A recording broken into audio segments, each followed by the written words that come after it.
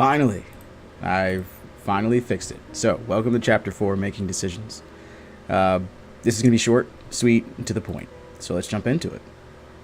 So in this chapter, we're going to learn about and, or, and not logic, relational comparison operators, and selection structures. So, we spoke a lot about in the last couple of videos, Boolean expressions and Boolean conditions, and I say that a lot. And the reason why is because we use Boolean conditions to narrow down the decision that needs to be made by the computer. If the decisions are too verbose, meaning that there's too many decisions that could be made in one expression, it can make for a confusing situation. What does Boolean stand for? It really just stands for true or false, yes or no. And in the terms of lambda expressions and I'm losing my train of thought. Discrete mathematics, it's a 1 or a 0. This is why when you see 8-bit binary code or binary expressions, they're made up of 1s and 0s. That basically tells the computer whether something is on or off. And this goes back a long time to the 60s, 50s, and 40s, where transistors could only hold two values, on or off. And so if the transistor was on, then you had a specific value. If the transistor was off, it has another specific value. We've just kept on going with that. Of course, computers still have these components at the motherboard set level, but for the most part, we find that on and off helps us to do a lot of development because it gives us a way to narrow down a true or false algorithm. Equation. With that being said, you always have a truthy output and a falsy output. So let's talk a little bit about how it looks in your flowcharts. So, and I'm a little in the way, so let me move myself. I apologize. To the right. There we go. All right. So, with that being said, dual alternative or binary selection structures rule the day when it comes to decision structures in computers. And it provides an action for two possible outcomes, as I said, a truthy outcome and a falsy outcome. I actually would be hard-pressed to use my trusty pen. Truthy output, if it writes. Man, it's just the greatest. Truthy output, falsy output. All right, let's keep going. So you can also have a single alternative or unary. So there's a binary, which means 2, unary, which means 1. And basically what it says is if this expression is a yes, do something, otherwise just don't do anything and get out of there. And this is what happens. So when you look at a binary selection structure, it's more like an if-else, right? If the if is not true, then run the else, right? This is more like just an if statement. I just want to see if this is true. If it's not true, then just keep going. And there are situations where you just want an if statement. You really don't care about the else. It does happen. I actually develop and code a lot of if statements without the else because I just don't really care about the else. The else doesn't matter. I just want to make sure that a certain thing is not true or is true. So let's take this for a second, this housekeeping function. And what we have is we're starting, or let's not look at this part. Let's look at this part over here. So the housekeeping function has an output. This program computes payroll based on, so this is just a printout. And then it prints out the overtime with the overtime function in the work week. Then it prints out the employee name, and then it quits, and then the input for the employee name and returns. There's a couple of functions in here, actually. There's a finish function. Looks like there's a detailed loop function where this big X is. And they all work together. In C, we call them modules. They all work together to make the program work in a easier, more succinct manner. So, if then else, we've talked about this. As a matter of fact, we've gone over this already. And I'll bring it up in the code. And then I'll bring up my trusty Visual Studio. I actually really like Visual Studio, so... Oh, looks like somebody's calling me. Give me a second. Alright, let's jump back in. So we were talking about if then and then else and all this other jazz, but let's actually look at a program that we wrote last week. Alright, so we have this if-else branch here. And what this if-else branch actually does is it checks to see if the user entered a -1. If the user entered a -1, then it ignores this body of the if-else. And how do I know that's the body? It's in these brackets. Okay. The input, and I don't have to have double brackets actually. I'll get rid of those. There's also an else here to catch everything else. And the reason why there's an else is because I want to break this loop if this -1 is not true. Or yes, if input is -1, I want to break the loop.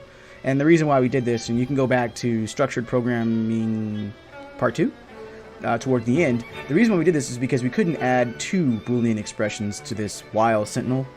So I needed to add something there. So I did that. And what this break actually does is it breaks the loop. So the loop breaks and it doesn't go through the loop anymore. That's if else.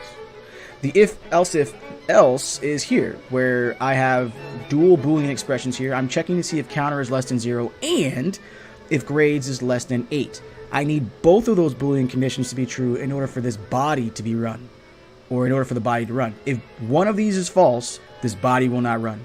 Now, that is different from if I put or here. So if I put or here, right, that's or, pipe, pipe, and that's shift backslash to get pipe, pipe.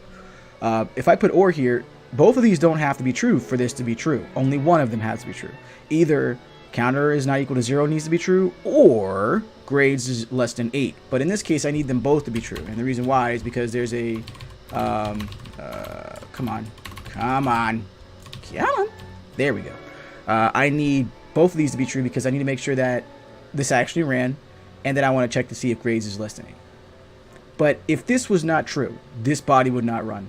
And then it would go to the else if. And then I have another Boolean condition in the else if to make it specific.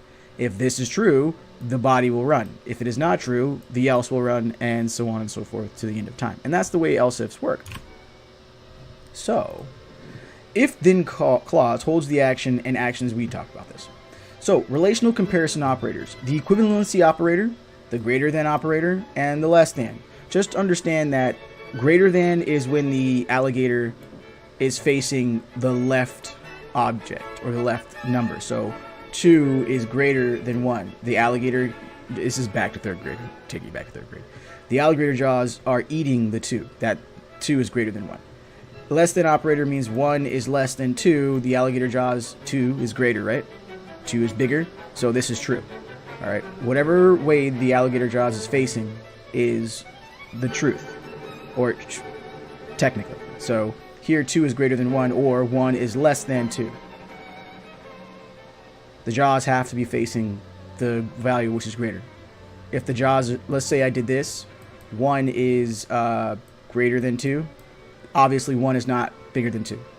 The jaws are facing 1, implying that 1 is greater than 2, and this is false. So it won't run. So the equivalency operator is actually equals equals. It's double equals. The single equals is a assignment operator. So just let's keep going. Greater than or equal to operator, which will check to see if the value on the left is greater than or equal to. So if I did 2 is greater than or equal to 2, is this true? Yes, because it's checking whether it's greater than or equal to. The same goes for less than or equal to. Is 1 less than or equal to 2? Yes, because it satisfies one of these operators. It satisfies the less than. Okay, so and then there's not equal to. This is used in SQL a lot. You'll see these two together. But in .NET and in C, you'll use bang equal sign, which is here. I use bang equal sign here. That means is not equal to. The exclamation point is called a bang in computer science. So bang means is not. So if I said bang input, what I'm essentially saying here is input does not exist. Or if input does not exist.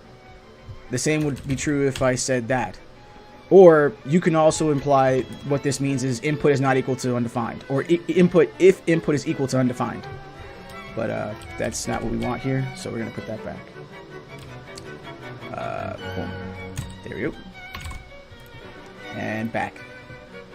Okay, so here we go. If customer age is greater than or equal to 65, then give them a 10% discount because they have an AARP card and they're old. No, that's not true, they're not old. But they met the requirements of the discount. If customer age is less than or equal to 65, hey, guess what? You don't get a discount. else they get a discount. So both of these can work to satisfy the requirements of your logic expression that you're writing. And I think that's... Oh, not yet. So we have more. And here's a graphical representation of what's happening on the right. So if... Let me erase what I just did there because I... okay, never mind. So if customer code does not equal 1, then... I'm sorry. Then the discount is .25 or 25%. Does the customer code equal 1? Then the discount code is 50%. And you can see it written here in VB script. I'm sorry, VBA. That is VBA. I believe. I'm not sure. And the same happens here in the reverse.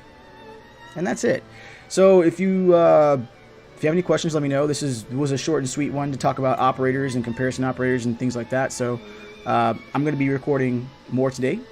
Look forward to some more very short and sweet videos to give you insights into this week's content. Otherwise, I would like you guys to try your best, give it your all, and as I say always, ciao.